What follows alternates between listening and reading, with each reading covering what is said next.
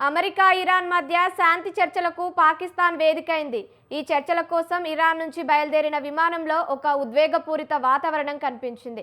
America దాడుల్లో మృతి చెందిన చిన్నారుల చిత్రాలను ఒక్కో సీటులో ఉంచి ఇరాన్ పార్లమెంట్ స్పీకర్ గాలిబఫ్ ప్రపంచానికి సందేశం పంపారు.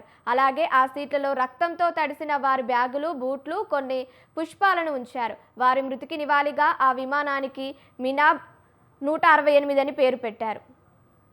ఫిబ్రవరి 28న ఇస్లామిక్ రెవల్యూషనరీ గార్డ్ కోర్ స్థావరాలపై దాడులు చేస్తుండగా మినాబ్లోని ఓ పాఠశాలను అమెరికాకు చెందిన తోమహాక్ క్షిపణి తాకింది. ఈ ఘటనలో 160 మందికి పైగా చిన్నారులు, 14 మంది టీచర్లు ప్రాణాలు కోల్పోయారు.